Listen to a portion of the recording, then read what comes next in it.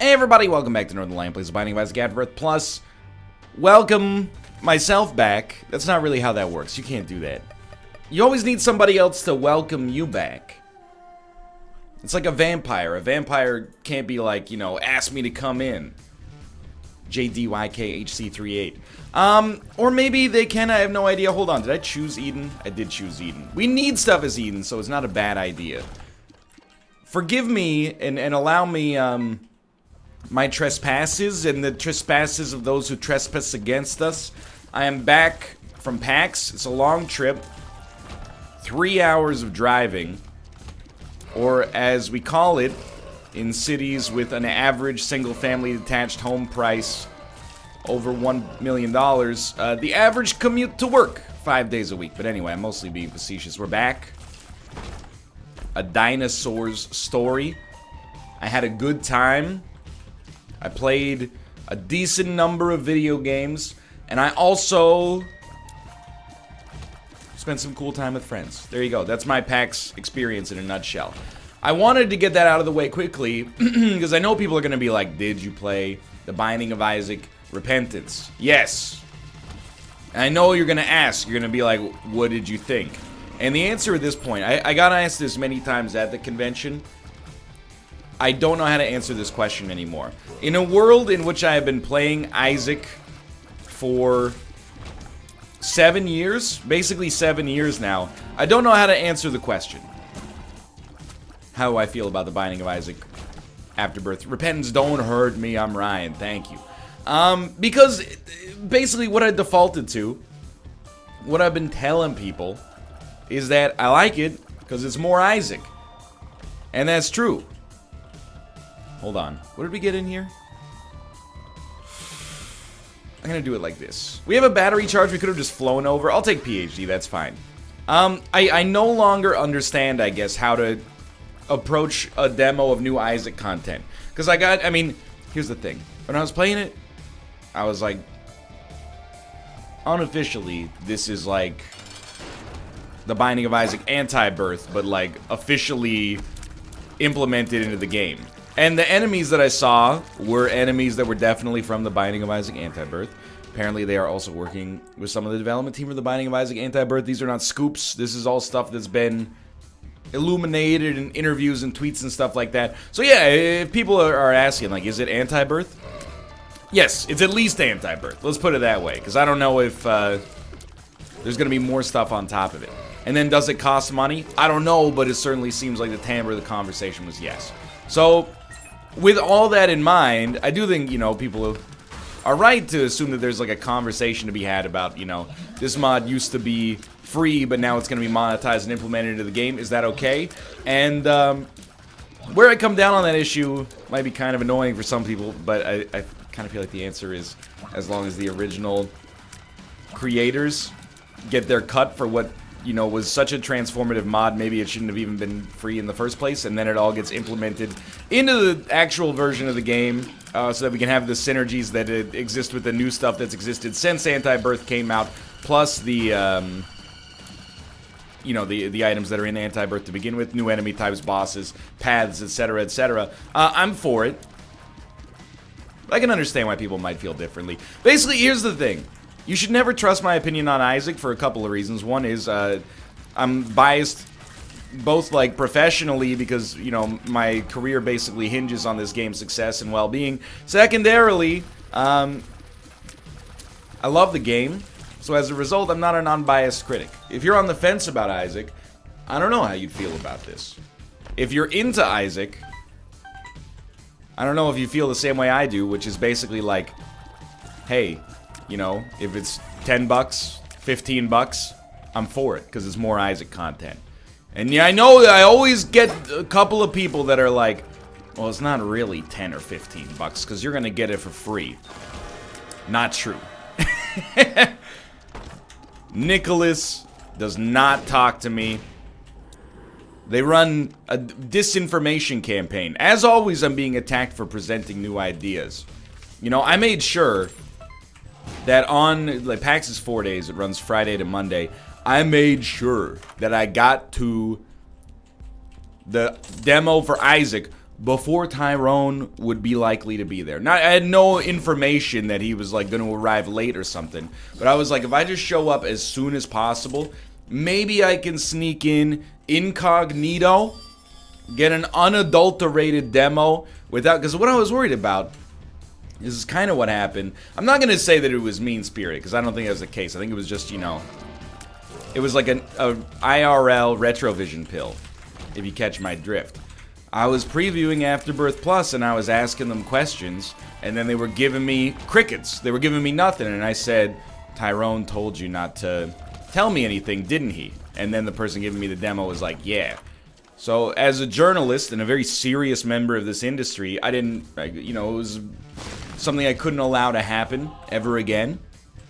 So I made sure I got there early, and I got a relatively unblemished demo. But I'm positive on it, very much so. It seems like, I'm gonna go for it.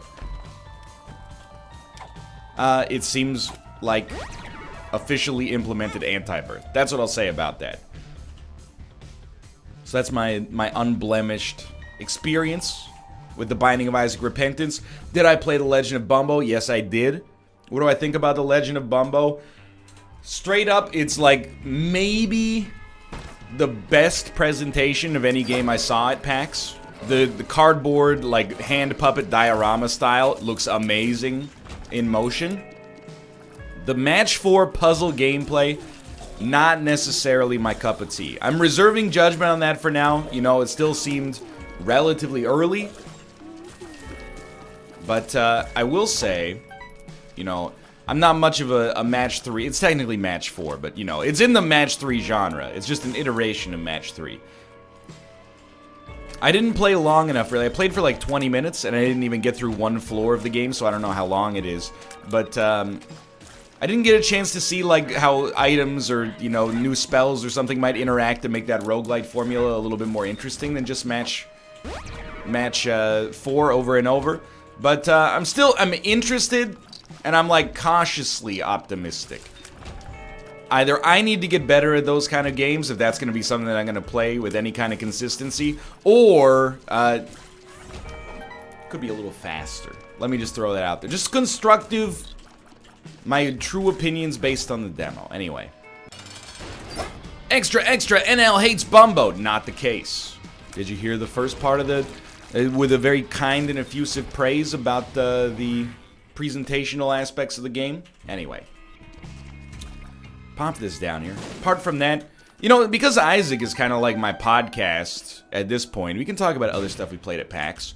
I'm going to donate a lot of money here because this run has been very kind to me, financially speaking, so far. But I actually think that while we have a lot of money, there's options. I would like to buy Mr. Meeseeks, and the reason for that is because I don't see myself ever purchasing it again. So I'd like to get it just to knock it out if possible. So stuff that's like relevant to most people watching this. I played Risk of Rain 2, and I'm a believer. Now that we're several years on from the release of Risk of Rain, I can tell you that I think that Risk of Rain 1 is a good game that I didn't really resonate with that much after a while. You know, I kind of got to the point where, for me personally, it felt a little grindy, fighting the same enemies over and over and over and over and over, and kind of, I don't know, it was too self-directed for me at the time, at least. Maybe if I went back now, I'd feel differently. So when they were like, I mean, they've made other stuff that I liked a lot since then, like, not Gunpoint, but the one that's similar to Gunpoint. I've forgotten the name of it. Dead, so this is not a good look, just give me 1 second. I know their developer names. Hopeful Games. Risk of Rain, Deadbolt, that was it. Anyway.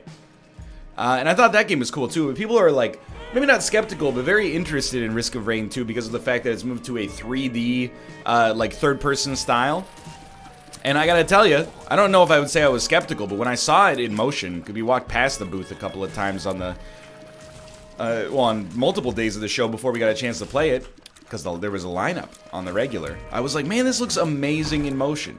Like, I kind of expected, and this is honest but unprofessional, that, you know, maybe it's their first 3D game, as far as I know, first commercial 3D game, so I kind of expected it to look a little generic, but it doesn't really. I think it looks pretty rich, all things considered. And the gameplay was fun as well. It was kind of like, it was like playing, and this is gonna doom it, okay? In many people's heads, but it's like playing something like Smite, but a roguelite instead of a MOBA. That's how it felt like it controlled. You know what? We're going for it. Is this Ipecac? It's triple shot Ipecac. I don't know if that's rubber cement or if that's just our trinket, so I'm gonna dump our trinket and then we're gonna get ready to go here. I mean, it's really good. Damage is 48.2. No shots are bouncing. That's perfect. Range is okay. Rate of fire, obviously horrible, but... So Risk of Rain 2, that gets like a hard optimism from me. No question about it. After playing it, I was like, this is really cool. I don't know if it's going to be 500 hours of gameplay for me personally, but it's definitely something where I'm like, there's a chance. I played a baffling game, and I ran this by people on stream when I came back on Tuesday, but I played a baffling game, potentially the most bizarre game, I don't know, that maybe I've ever done a gameplay demo for in my entire life. It was called The Quiet Man. It's an FMV game, sort of, in the style, many people are bringing up David Cage, but, you know, if you're a scholar like me, there's a much more apt touchstone, and it's called Late Shift. And what that game was basically a visual novel that played out in full motion video cutscenes. There was no gameplay in Late Shift, except for making choices based on, like, what has happened in the videos. And then you go, shoot him. And then you shoot him and, like, the video plays out based on what your choice was. The Quiet Man was that, like, a lot of video, combined with a beat-em-up that really felt like Shenmue, or like, I guess to some extent like Yakuza. But, there's more. So the beat-em-up part was, let's just call it a work in progress. It was extremely simple. And also, at times, the animations look comical because of the pseudo, like, photorealistic style of the digital graphics. But anyway, ignoring that, the other thing that's absolutely baffling about the game is that the protagonist is deaf. Now, if I just stopped there, that'd be really awkward. But, no, the protagonist is deaf.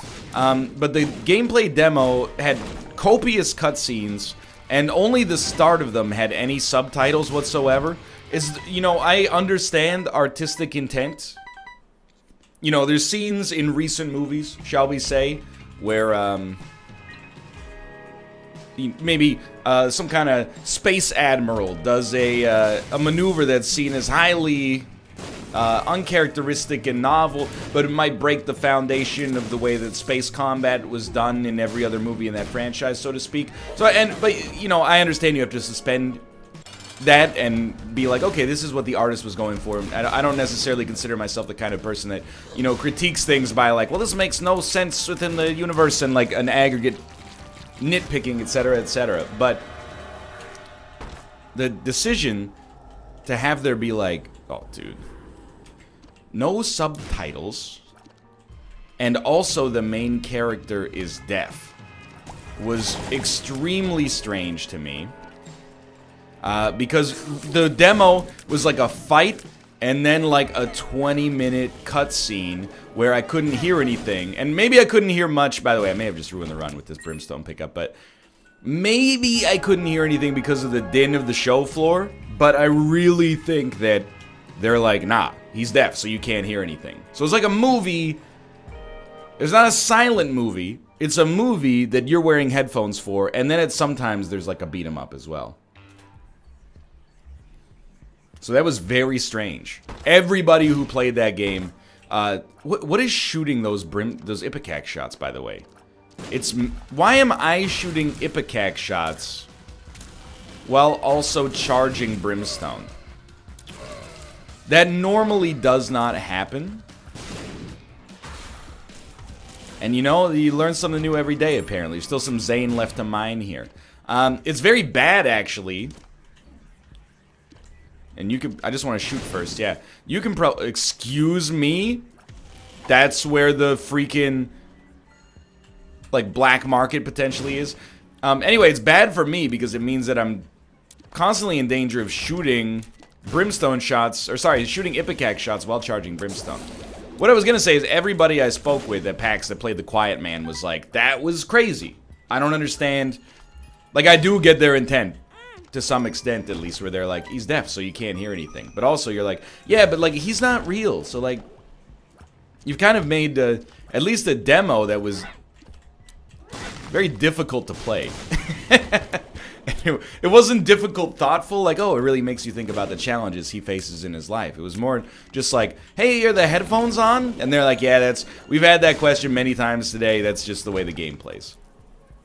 We played Spelunky 2.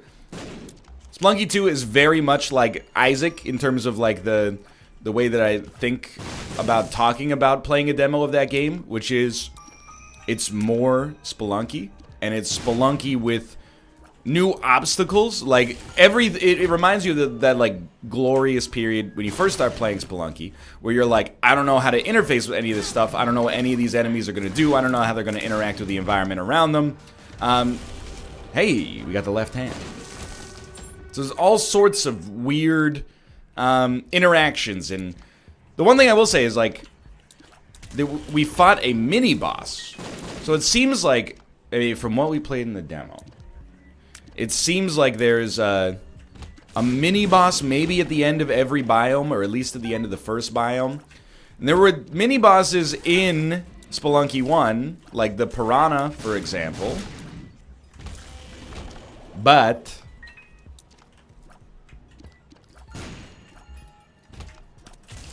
this one was like non-optional. It had to be fought. Dude, we haven't seen item room or shop yet. So that was cool. Spelunky 2 was the first game we played. And I felt like a friggin' idiot. Like, nothing has made me feel more disconnected in the industry than when I rushed over to the Spelunky 2 booth. Because I was like, this game's gonna be popular at this show. And there was a huge line, and I was like, I knew it. And then we were standing in line for like 5 minutes, and an enforcer came up to us and went, excuse me, the line's kept. And, you know, my wife, being a smarter person than I am, was like, oh, is this the line for Spelunky 2? And they were like, Spelunky? No, you just walk over and play it. This is a line for Kingdom Hearts 3, which was right next door in the station for whatever reason. Which, coincidentally, was, you know, every PAX has like a game that's like the hottest demo that you can't get into play at all. This year was, well, Resident Evil 2, Mega Man 11, because it's 1996 again, and Kingdom Hearts 3 and Artifact. Those were the games where it was like, I'm sorry, but you just cannot. So if we get this, does Rotten Baby make double flies now? That would be nice. Anyway, Spelunky 2, I'm in, of course. Very hard to give like fine-grained detail on how you feel about that when you're only able to play it for like 15 minutes. What was also funny, I thought this was hilarious. You might be watching the video. We met two gentlemen in line for Spelunky 2, right at the start of the show, who were like, you know, hey, Ryan, and I was like, that's me. And they're like, I'm a big fan of your content, just wanted to say, hey, keep up the good work. Like, we took a photo, and I was like, oh, that was cool. Then they played Spelunky 2 before us. After they left, we played Spelunky 2, and then we're like, what should we do next? And we're like, oh, let's knock out all the stuff that, like, we absolutely have to do on the first day.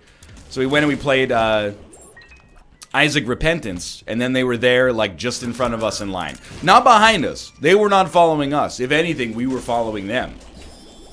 And I was like, oh, hey, guys. And then they played Repentance, and then we played Repentance, and then after Repentance, we were like, hey, Bumbo's on the other side of the station. We should go play Bumbo. Lo and behold, the Bumbo Lords, wouldn't you know it, same dudes.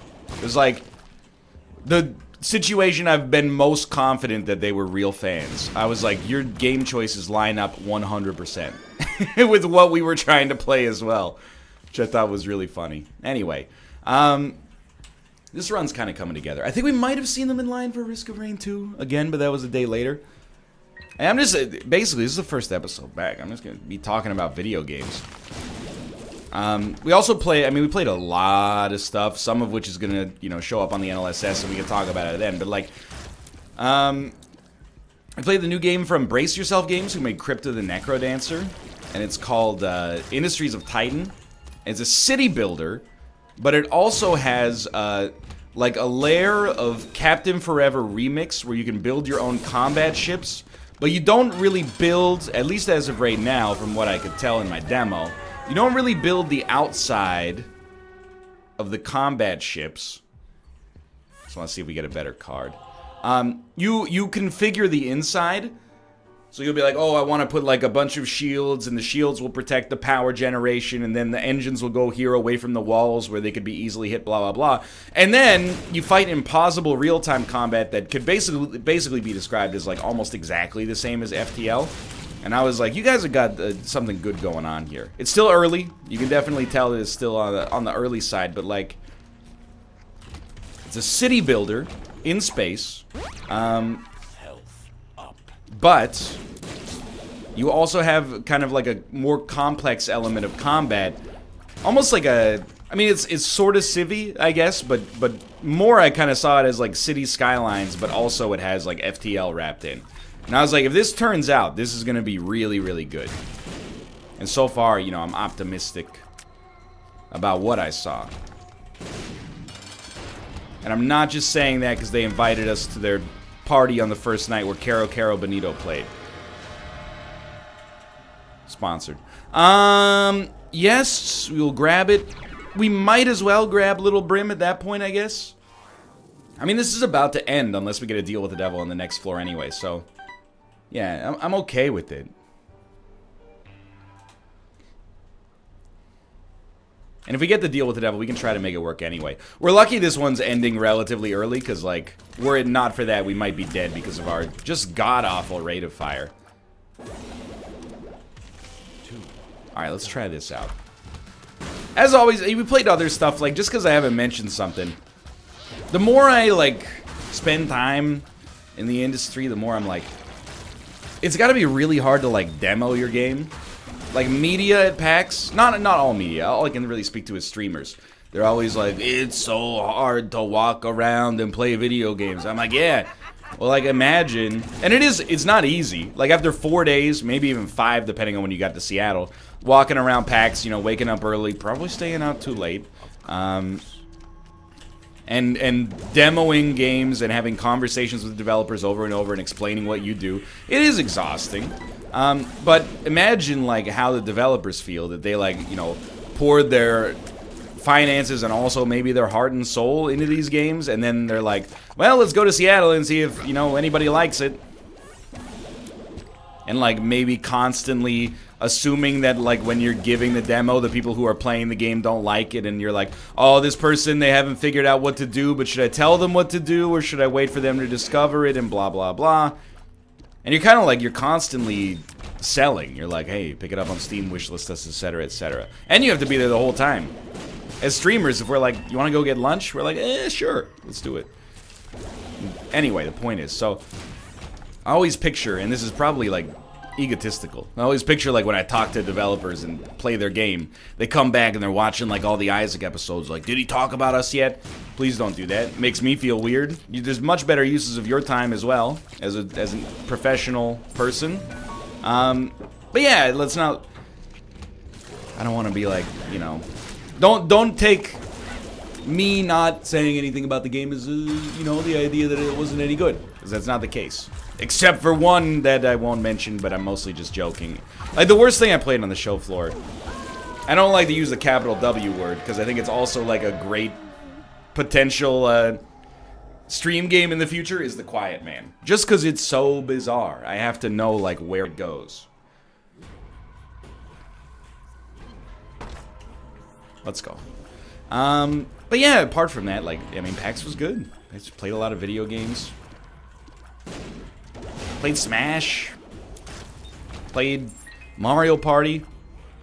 I played a lot of games where I basically have exactly the same feedback on them, which is like, yeah, that's more of something that I pretty much liked to begin with, so more power to you. Like, I played Smash, I was like, this is Smash. The characters are from Smash, and also other properties.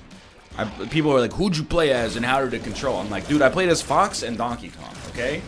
I didn't get in there and go like, oh, I want to play as like this brand new Fire Emblem character that nobody had ever heard of until like 6 years ago.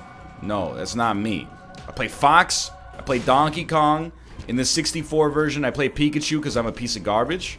And I, you know, As much as spiking enemies is really fun, there's nothing like just constantly giving them like a one-tap kick when they get off the edge and then, you know, ruining their ability to get back in a 1v1 situation.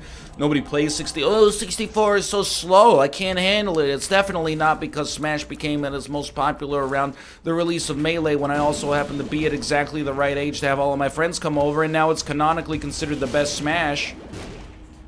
Just throwing that out. Look, I'm ignorant of the Smash community, I'm just saying. I'm just ignorant in general. And in the next episode, maybe I'll talk about the negative stuff about PAX. These are shorter episodes than I'm used to. But suffice to say, I think like this year, kind of like streamer entitlement, at least in the eyes of the average PAX attendee, like hit ahead. Where people were like, is this convention even for us anymore? And I know it's like the minority, but I'm also like, hey, first off, we can all be friends. But secondly, I kind of agree, but I don't want to say it necessarily. Alright, well this run, very spotty at times, but we got the job done. We've seen this ending. We unlock Book of Secrets, oh good. Probably better bookworm chances, but so be it. Anyway, thanks for watching. I hope you guys have enjoyed the episode. It's good to be back. If you did, click the like button. Helps out a great deal. Show your support. Subscribe if you want to see more in the future. For now, thanks for watching, and I'll see you next time. See ya!